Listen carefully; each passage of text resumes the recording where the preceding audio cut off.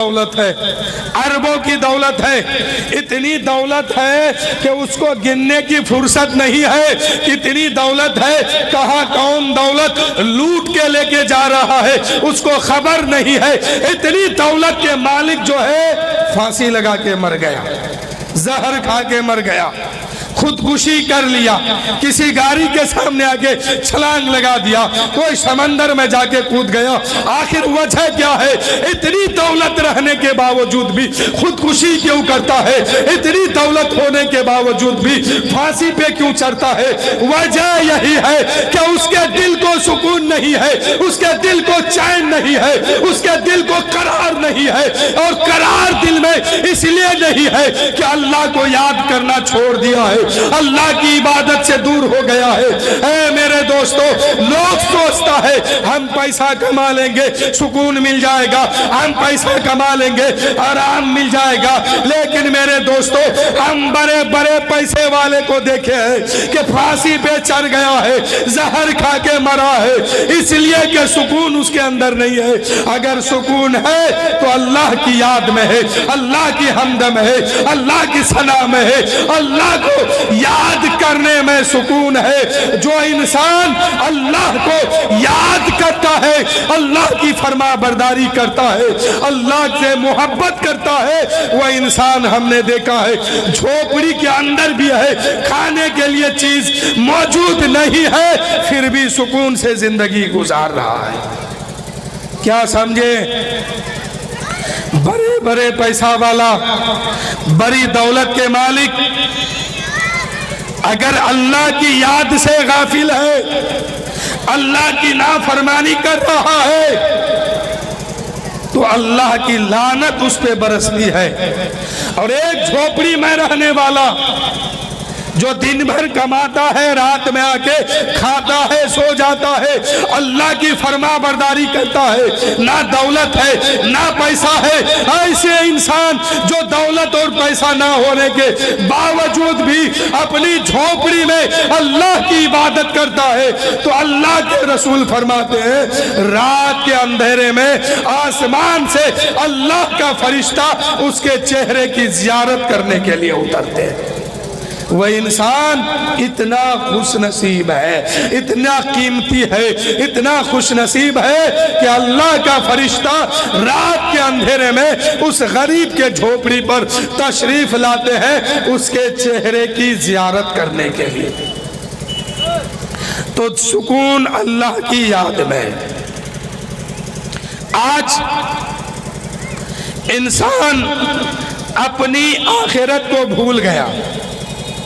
जहां हमेशा रहना है, जहां हर वक्त रहना है, जहां वक्त कभी खत्म नहीं होने वाली, वहां के बारे में कोई सोच नहीं रहा, कोई फिक्र नहीं है। अल्लाह के रसूल फरमाते हैं कि नमाज ये कीमती इबादत है, इसको पढ़ा करो। जब बंदा नमाज में खड़े होते हैं वहां से लेकर के खाने काबा तक अल्लाह उसको देखता है, और नमाजी नमाज में खड़े होकर के अल्लाह से बातें करता है। इसलिए हुक्म दिया गया कि तुम नमाज में अल्लाह के सामने खड़े हो, अल्लाह तुम्हें देखता है, अल्लाह तुम्हें देखता है, तुम अल्लाह को देखते हो। और कहा गया कि अगर इतना भी तसव्वुर ना हो सके तो नमाज में खड़े होने से पहले दिल में ये इरादा कर लो कि हम खुदा के सामने खड़े हैं। और नमाज ये एक ऐसी इबादत है कि अल्लाह के रसूल फरमाते हैं नमाज मेरी आंख की ठंडक है, नमाज दीन का सुकून है। नमाज जो है ईमान वालों पर फर्ज किया गया है, जिसको जो ईमान लाया उस पर नमाज फर्ज हो गई।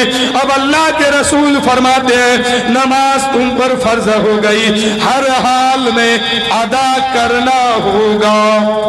جو نماز ادا نہیں کرتا ہے اس پر نماز معاف نہیں ہوتی ہے۔ ایک ایک رکعت کے بارے میں کروڑوں کروڑوں سال جہنم میں جلنا ہوگا۔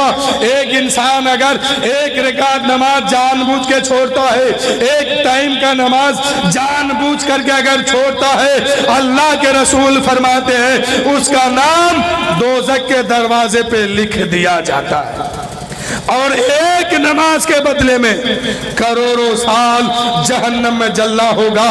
کبھی بھی کسی بھی صورت میں نماز معاف نہیں ہے، اور جو چھوٹ گئی وہ بھی معاف نہیں ہے۔ آج لوگ سوچتا ہے ہم 20 سال کا ہو جائیں گے، 30 سال کا ہو جائیں گے، 50 سال کا ہو جائیں گے تب نماز پڑھیں گے۔ لیکن میرے بھائی، آپ 50 سال کا ہو کے نماز شروع کیے ہیں، اور اس سے پہلے جو آپ کی نماز غائب ہو گئی ہے، جتنی نماز آپ نے نہیں پڑھا، کیا سوچتے ہیں وہ معاف ہو گئی؟ نہیں نہیں، ہر حال میں اس کو قضا پڑھ کے ادا کرنا ہوگا۔ نہیں پڑھیں گے تو جو نمازیں چھوٹ گئی ہے اس کے بدلے میں جہنم میں جلنا ہوگا، اس کے بدلے میں جہنم میں جانا ہوگا، اس کے بدلے میں سزا لینا ہوگا۔ اے میرے دوستو، اس لیے اللہ کی بارگاہ میں یہی دعا کیجئے، مولا ہم سب کو 5 وقت نماز پڑھنے کی توفیق عطا فرما، اور جتنی قضا ہو گئی ہے اسے بھی ادا کرنے کی توفیق عطا فرما۔ اگر یہ نیت ہو گئی اور ادھر ادا پڑھ رہے ہیں اور قضا کو پیچھے جو قضا ہو گئی اس کو بھی قضا پڑھ کے ادا کر رہے ہیں، اگر موت ہو گئی تو اللہ تعالیٰ پیچھے جو چھوٹ گئی ہے نماز، اس نماز کو آپ کے حق میں معاف فرما دے گا۔ اگر نہیں کریں گے اور آج سے آپ نماز شروع کیجئے گا تو جتنی نمازیں پیچھے چھوٹ گئی ہے اس کا سزا لینا ہوگا، اس کے لیے جہنم میں جانا ہوگا۔ اللہ کے رسول فرماتے ہیں ایک نماز جو جان بوجھ کے چھوڑتا ہے اس کو کروڑوں سال جہنم میں جلنا ہوگا۔ اور وہاں تو جہنم کی بات ہے، بے نمازیوں کو دنیا میں بھی سزا ہے۔ بے نمازی انسان غور سے سماعت کیجئے، اس وقت تک وہ نہیں مرے گا جب تک کہ وہ پیاس کی شدت میں بے قرار نہیں ہو جائے گا، اس وقت تک اس کی موت نہیں ہوگی جب تک کہ وہ بھوکا تڑپے گا نہیں، اس وقت تک اس کی موت نہیں ہوگی جب تک کہ اس کو مصیبت میں مبتلا نہیں کیا جائے گا۔ کیا سمجھے؟ بے نمازی انسان بھوک اور پیاس کی شدت سے تڑپ کے یہ مرے گا۔ کیسے مرے گا؟ ہم لوگ سوچتے ہیں نا، او ہو بھائی صاحب مر گئے، بڑا اچھا انسان تھا، جمعہ کے دن موت ہو گئی، سوموار کے دن موت ہو گئی، پیر کے دن موت ہوئی ہے، جمعرات کو موت ہوئی، اب تو یہ بخشا گیا۔ اور جتنی نماز چھوٹ گیا اس کا باپ جواب دے گا، کون وہاں حساب دے گا؟ چاہے جمعرات کو مرے یا جمعہ کو یا پیر کو، میدان معاشر قائم ہوگا، ایک ایک نماز کے بارے میں پوچھا جائے گا۔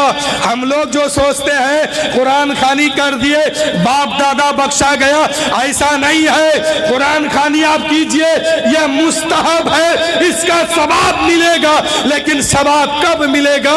جب روز معاشر قیامت کے دن سب سے پہلا سوال ہوگا نماز کتنی پڑھ کے آیا ہے۔ اگر نماز میں پاس ہو گیا تو قرآن خوانی کا ثواب ملے گا، میلاد کا ثواب ملے گا، فاتحہ کا ثواب ملے گا۔ اگر وہاں نماز میں پھنس گیا یہ ساری کام آپ کا بیکار ہو جائے گا۔ میدان معاشر میں سب سے پہلا سوال کیا ہوگا؟ انسان سے پہلا سوال کیا ہوگا؟ وہ دن 50,000 سال کا ہوگا، زمین تانبے کی ہوگی، سورج سر کے اوپر ہوگا۔ ایسے عالم میں جہنم کو بیل کے ناک کے سوراخ کے برابر ایک مرتبہ کچھ لمحہ کے لیے کھولا جائے گا، جس سے گرمی اتنی شدت کی ہوگی کہ انسان کا بھیجا کھولتے ہوئے اس کے کان اس کے ناک سے بہہ کر کے باہر نکلے گا۔ ایسے عالم میں اللہ پوچھے گا میرا بندہ بتا دنیا میں کتنی نمازیں پڑھ کے آیا؟ سب سے پہلا سوال نماز کتنی پڑھ کے آیا اس کے بارے میں بتاؤ، کتنی پڑھ کے آیا اس کے بارے میں حساب دو۔ اگر نماز میں پاس ہو گئے تو یہ جو تسبیح پڑھتے ہیں 40,000 50,000 سب قابل قبول ہے، سب کا بدلہ دیا جائے گا۔ اور اگر نماز میں پھنس گئے، چاہے وہ کوئی ہو، عورت ہو مرد ہو، بوڑھا ہو بڑھیا ہو، لڑکا ہو لڑکی ہو، اگر نماز میں پھنس گئے پھر اس کے نام پر 50 قرآن خوانی کر کے بخشیے، کوئی فائدہ نہیں پہنچنے والا ہے، ایک ڈھیلا بھی نہیں ملنے والا ہے۔ یہ جو میلاد میں آئے ہیں، ہم جو میلاد کرتے ہیں، آپ جو سننے آئے ہیں، اس کا فائدہ کب ملے گا؟ جب وہاں نماز میں پاس ہو جائیں گے، پھر اس کا بھی ثواب ملے گا، اس سے بھی ہمارا وہ مرتبہ بلند کیا جائے گا، مقام بلند کیا جائے گا، ہر ایک کا ثواب ملے گا۔ لیکن کب ملے گا؟ جب ہماری نماز والی لسٹ پوری ہوگی تب ملے گا۔ یا باپ نماز پڑھتا نہیں ہے، مر گیا پیر کے دن، 4-5 قرآن بخش دیے، اب سوچ رہے کہ 2-4 بار فاتحہ کر دیں گے، اب باپ کا بیڑا پار ہو گیا۔ نہیں، باپ اگر ملے کبھی خواب میں، پوچھئے کہ کیا حال ہے۔ بے نمازیوں کو قبر میں 3 سزا مسلط کیا جاتا ہے۔ سزا تو اور بھی ہے، میرے علم میں 3 ہے۔ پہلا کیا؟ جیسے ہی میت کو قبر میں رکھ دیتے ہیں، رکھ کر کے واپس ہوتے ہیں، ادھر اللہ کا فرشتہ قبر میں آتے ہیں، اس کے قبر میں آگ لگا دی جاتی ہے، پوری قبر میں آگ دہکائی جاتی ہے، اور ایسے عالم میں آپ کا مردہ وہاں زندہ ہوتا ہے۔ مردہ بولنے لگتا ہے، چلنے لگتا ہے، لیکن بھاگنے کا کوئی راستہ نہیں ہے۔ دوسرا سزا قبر میں بے نمازیوں کو یہ دیا جاتا ہے کہ اس کی قبر آپس میں مل جاتی ہے، اور اس کا جو ہے پورے جسم کو جو ہے چکی کے طرح پیش کر کے سرما بنا دیتی ہے۔ کون؟ اس کی قبر آپس میں ملتی ہے، پورے جسم کو سورما بنا دیتی ہے، ہڈی کو پیس پیس کر کے سورما بنا دیتی، لیکن جان موجود ہے، ختم نہیں ہوا ہے۔ اتنے میں پھر تیسرا سزا کیا ہے؟ اس کے قبر میں ایک گنجا سانپ مسلط کیا جاتا ہے، اور وہ سانپ اس سے کہتا ہے او بدبخت، میں تیرے قبر میں اس لیے آیا ہوں کہ تو نماز نہیں پڑھتا تھا، اب میں تمہیں ڈسوں گا۔ سانپ کیا کہتا ہے؟ اس وقت سانپ اس سے بات کرے گا، بولے گا، اور ایک بار ڈسے گا تو اس میں زہر اتنا خطرناک ہے کہ انسان اتنا چلائے گا، اتنا روئے گا، اتنا تڑپے گا کہ ایک بار ڈسے گا انسان اس کے زہر سے 70 گز زمین کے نیچے وہ دھس جائے گا۔ اللہ تعالیٰ نے اس سانپ کو لوہے کا ناخن دیا ہے، اور اتنا بڑا ناخن دیا ہے کہ ایک انسان جتنا دور پیدل ایک دن میں چل سکتا ہے، اتنا ہی بڑا اس کا ناخن ہے۔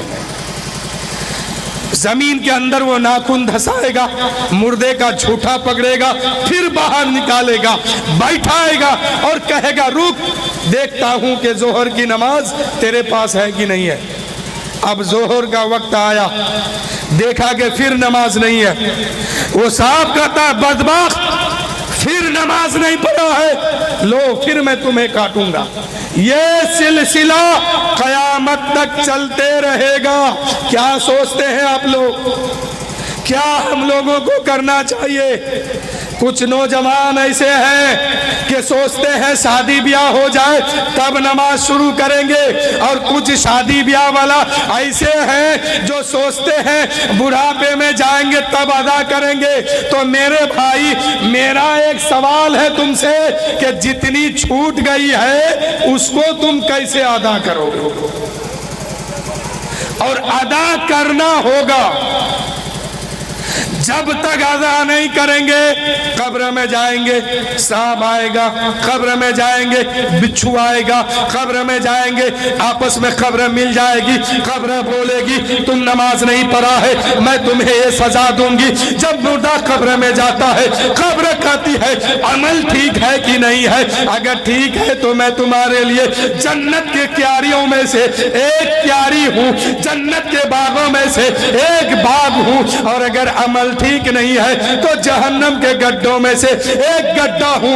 ए नमाज पढ़ने वाले लोगों, खुश हो जाओ कि तुम जब कब्र में जाओगे, कब्र आपसे कहेगी ओ आने वाले मेहमान खुश हो जा, मैं तेरे लिए तो जन्नत के बागों में से एक बाग हूं। और ओ बेनमाजियों, जरा तुम अपने बारे में सोचो, जब तुम्हारी मौत होगी तुमको तरपाया जाएगा, तुमको भूखा रखा जाएगा, सताया जाएगा, बेदर्दी के साथ तुम्हारी मौत होगी और तुम कब्र में जाओगे। सांप आएगा और तुमसे कहेगा ओ नादान, तू दुनिया में था, अल्लाह की नाफरमानी करता था, नमाज नहीं पढ़ता था, इबादत नहीं करता था, आज तुम्हें कौन बचाएगा? तुम्हारा बेटा तुम्हारी दौलत में है, तुम्हारा बेटा तुम्हारी दौलत में ऐश कर रहा है, तुम्हारे घर वाले तुम्हारे मकान के बटोरा कर रहा है, लेकिन आज तुम्हारी कोई मदद करने वाला नहीं है और तू नमाज नहीं पढ़ के आया है। अब मैं तुम्हें काटूंगा, अब तुम्हें कोई नहीं बचा पाएगा। ओ बन बेनमाजियों, जरा अपने बारे में सोचो। मैं इसलिए जगा रहा हूं, मैं सिर्फ आपको जगा रहा हूं, जाग जाइए। अभी मौत नहीं आई है, मरे नहीं है, आप जिंदा है।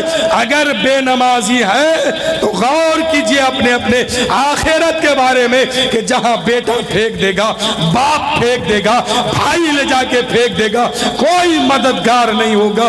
ऐसे आलम में हम जिंदा किए जाएंगे और कब्र में आग जलेगी, हम कहां भागेंगे?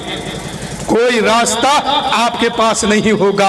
अगर रास्ता खोजना है तो यही अल्लाह की फरमा बरदारी कीजिए और अपने सर को सजदे में रख के कहिए मौला ये अदा तू कबूल फरमा। तो बात चल रही थी नमाज के बारे में। नमाज एक ऐसी इबादत है जो कभी भी किसी भी सूरत में किसी को माफ नहीं है। और इबादत फर्ज है, जैसे ज़कात फर्ज है, हज फर्ज है, रोज़ा फर्ज है, इन सब से अलग फर्ज नमाज है। सबसे ज़्यादा दौलत है तो हज करने जाइए, हज के फराइज लागू होता है। उससे कम दौलत है तो ज़कात दीजिए, ज़कात का फर्ज आप पर लागू। फराइज ज़कात पर आप फंसे हैं, आप ज़कात दीजिए तब अदा होगा, आप बचेंगे। उससे कम दौलत है तो रोज़ा रखिए। अगर रोज़ा रखने की ताकत है, जिसमें सलामत है और रोज़ा रख सकते हैं, रोज़ा रखिए। रोज़ा फर्ज है, कोई बहाना नहीं चलेगा वहाँ। کوئی بیماری کا بہانہ بنا کے روزہ چھوڑ دیتا ہے، اور کوئی تو یوں ہی بہانہ بناتا ہے کہ ہم بیمار ہیں، حقیقت میں وہ بیمار نہیں ہے، پھر بھی وہ بیمار ہے۔ تو چاہے آپ بیمار ہو یا نہ ہو، اللہ تو عالم الغیب ہے، وہ تو تمہیں دیکھ رہا ہے کہ تم بہانہ کیسا بنائے ہو۔ روزہ رکھنے کی اگر طاقت ہے روزہ رکھے، روزہ فرض ہے، لیکن نماز ایسی عبادت ہے، اگر چلنے کی طاقت نہیں ہے، کھڑے ہونے کی طاقت نہیں ہے، بولنے کی طاقت نہیں ہے، کھڑے ہو کے چل نہیں سکتے ہیں، اب یہ فرض کہتا ہے، اب نماز کہتی ہے جب تک تمہارے اندر طاقت تھی کھڑے ہونے کی، تم پر فرض ہے کہ کھڑے ہو کے نماز پڑھو۔ اب کھڑے ہونے کی طاقت نہیں ہے، بیٹھ کے نماز پڑھو، بیٹھنے کی طاقت نہیں ہے، لیٹ کے نماز پڑھو، اب بھی اگر طاقت نہیں ہے اشارے پہ نماز پڑھو۔ اب نماز کہتی ہے موت کے آخری شام تک تم پہ نماز فرض ہے، نماز ہر حال میں پڑھا کرو۔ کیا سمجھے؟ ہر فرض جو ہے حیثیت کو دیکھ کر کے لاگو ہوتا ہے، لیکن نماز ایک ایسی فرض ہے یہ حیثیت نہیں دیکھتی ہے۔ جان موجود ہے، عقل سلامت ہے، نماز فرض ہے۔ آپ اگر موت کے بستر پہ سوئے ہیں اور جاگنے کا عالم ہے، آخری سانس ہے، ادھر نماز کا وقت ہے، تو اگر عقل سلامت ہے ایسے عالم میں بھی نماز فرض ہے، نماز پڑھنا ہوگا، معاف نہیں ہے۔ یہاں پر ایک رک کے میں مسئلہ بتاتا ہوں۔ کچھ عورتیں کیا کرتی ہے کہ بچہ پیدا ہونے کے بعد سے لے کے 40 دن تک نہ یہ نہاتی ہے، نہ یہ نماز پڑھتی ہے، نہ عبادت میں لگتی ہے، کچھ نہیں۔ یہ سوچتی ہے کہ ہم 40 دن تک ناپاک ہیں۔ غور کیجئے گا، عورتیں سوچتی ہے کہ بچہ پیدا ہونے سے لے کے 40 دن تک ناپاک ہے، لیکن ایسا نہیں ہوتا ہے۔ ہاں، یہ ایک مدت ہے 40 دن کی۔ بچہ پیدا ہونے کے بعد جو خون آتا ہے اس کو نفاس کہا جاتا ہے۔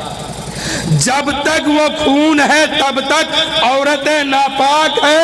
اگر وہ خون 5 دن کے اندر بند ہو گیا، 4 دن کے اندر بند ہو گیا، 2 دن کے اندر بند ہو گیا، 10 دن کے اندر بند ہوا، یعنی وہ خون جس دن بند ہوا وہیں سے عورت پر لازم ہے کہ وہ نہائے، غسل کرے اور پاکی حاصل کر کے نماز پڑھنا شروع کر دے۔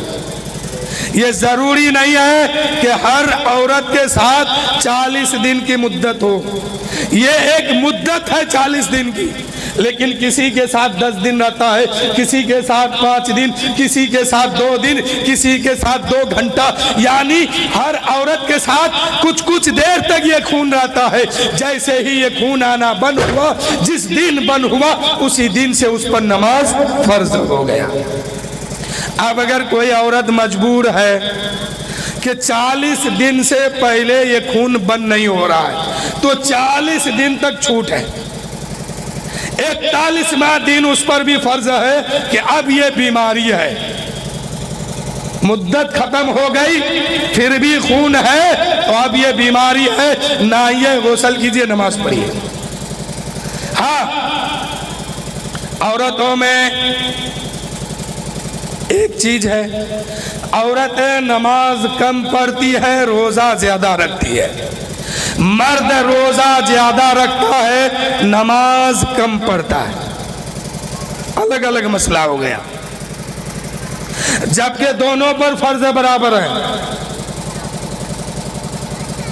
تو عورتوں میں عادت ہے کہ زیادہ روزہ رکھتی ہے، نماز کم پڑھتی ہے، لیکن شریعت کہتی ہے کہ اگر عورتیں بچہ جننے والی ہو اور بچے کا آدھا جسم میں باہر آ گیا ہو اور نفاس کا وہ خون ابھی ظاہر نہیں ہوا ہے جس سے عورتیں ناپاک ہوتی ہے، ابھی وہ خون باہر نہیں آیا، تو اور اگر ایسے عالم میں نماز کا وقت آ جائے تو اس عورت پر فرض ہے کہ وہ بیٹھے اور بچے کو اچھے انداز میں رکھے، اور ایسے عالم میں بھی اس پر نماز فرض ہے، اللہ کی بارگاہ میں نماز پڑھنے کے لیے تیار ہو جائے۔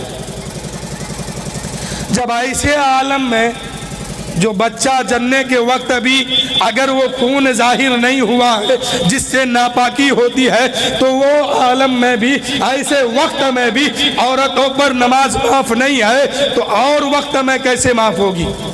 اس لیے میری ماں بہنیں تم بھی سنتے ہو تو بڑھیا سے سن لو، نماز کبھی بھی کسی بھی صورت میں معاف نہیں ہے۔ ہاں آپ کے لیے کچھ وقت ہے جسے میں ابھی بیان کرنا مناسب نہیں سمجھتا ہوں، کچھ وقت عورتوں کے ساتھ ایسا بھی ہے کہ وہ کبھی کبھی نماز نہیں پڑھ سکتی ہے، وہ ناپاک رہتی ہے، ایسے عالم میں نماز معاف ہے۔ میں ابھی بیان نہیں کروں گا اس لیے کہ وقت بہت زیادہ ہو چکا ہے، گھر والوں کا تو ٹائم تھا کہ جلدی ختم کیجئے، لیکن مسئلے کی بات آ گئی تو سننا پڑا، بولنا پڑا۔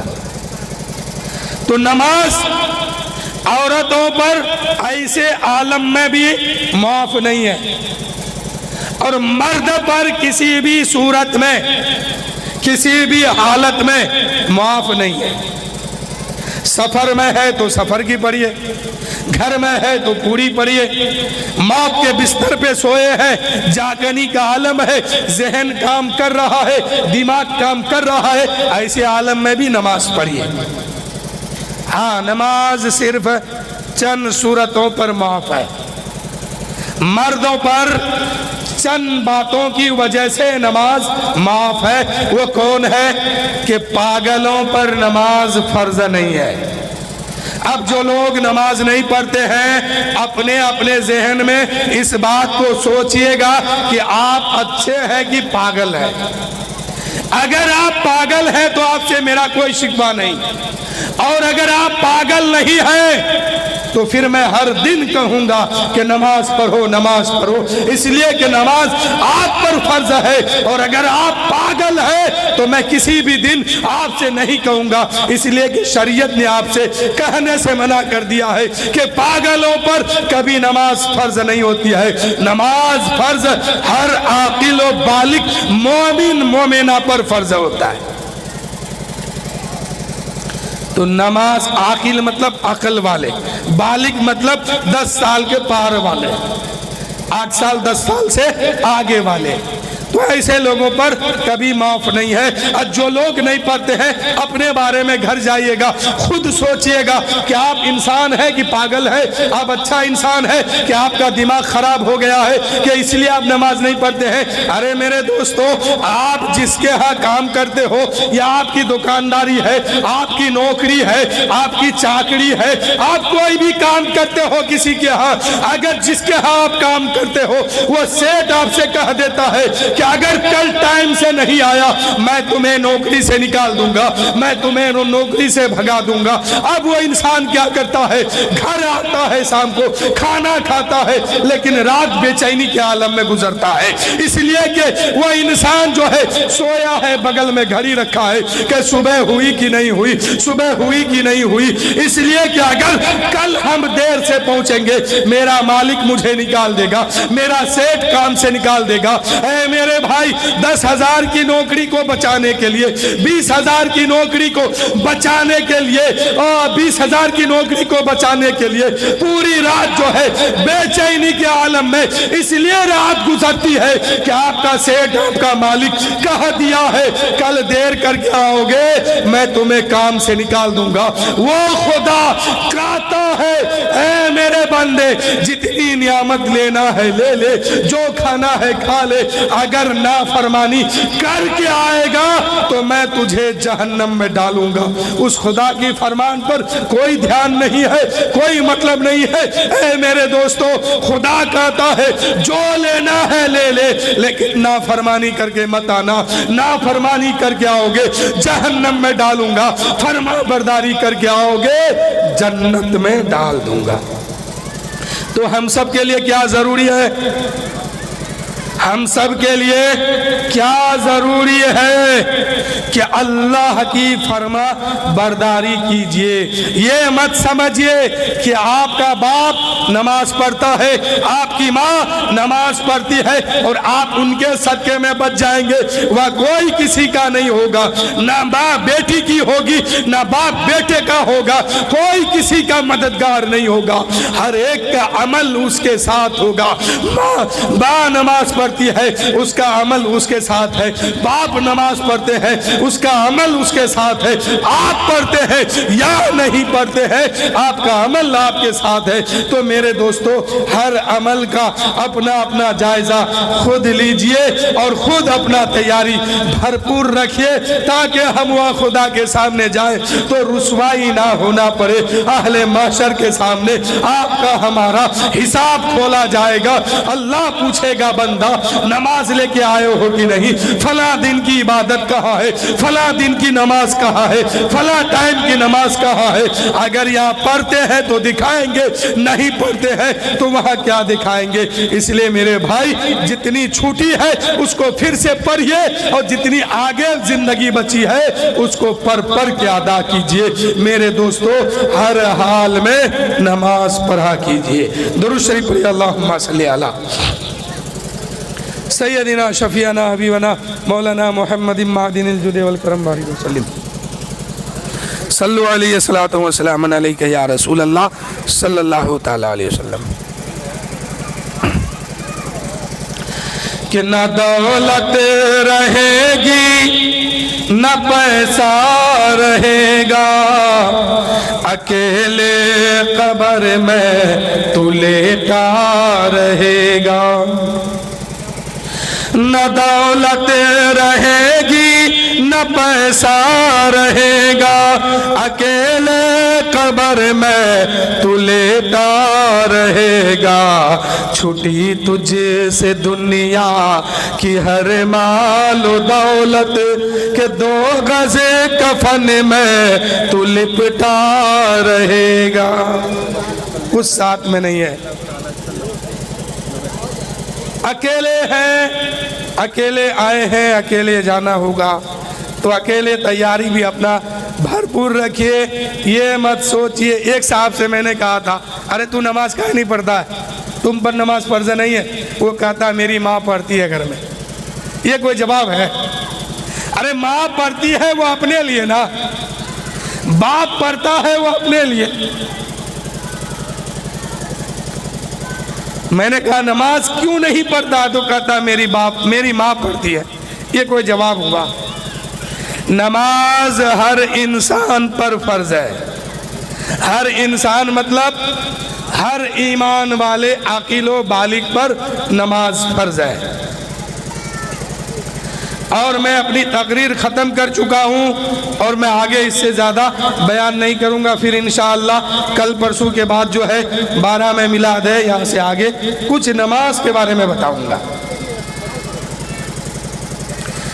بس شعر سنیے کہ عبادت کرو تم سدا اپنے رب کی، یہ دنیا کسی کی ہوئی ہے نہ ہوگی، یہاں پر کسی کی بنی نہ بنے گی، ملے گی تو 2 گز زمین ہی ملے گی۔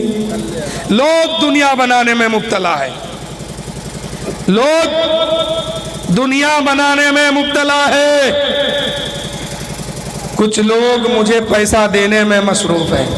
یہ پیسہ کام نہیں آئے گا میرے بھائی۔ جب تک نماز میں آپ پاس نہیں ہوں گے تو مجھے پیسہ دینے سے کچھ نہیں ہونے والا ہے۔ میں تو خود وہاں نفسی نفسی رہوں گا، تیرے لیے کچھ نہیں کر سکتا وہاں۔ یہ پیسہ اگر چاہتے ہیں کہ 50 روپے کا ثواب ہم کو ملے تو جب تک آپ اپنے معاملے میں نماز کے معاملے میں رب کے سامنے پاس نہیں ہو جائیں گے اس کی کوئی نیکی ملنے والا نہیں ہے۔ یہ نیکی ملے گی انشاءاللہ، کب ملے گی؟ جب نماز میں پاس ہو جائیں گے تب۔ تو نماز پڑھیے گا نا؟ کہیے نا سبحان اللہ۔ ہاں ہوں تو بولیے۔ جتنے لوگ نہیں پڑھتے ہیں وہ چپ چاپ ہے کہ کہیں ہم کو نہ بولنا پڑے۔ میرے بھائی آپ چپ رہیے، اس سے ہم کو کچھ نہیں ہے۔ ہم یہاں آئے ہیں، پیسہ لیں گے چل دیں گے۔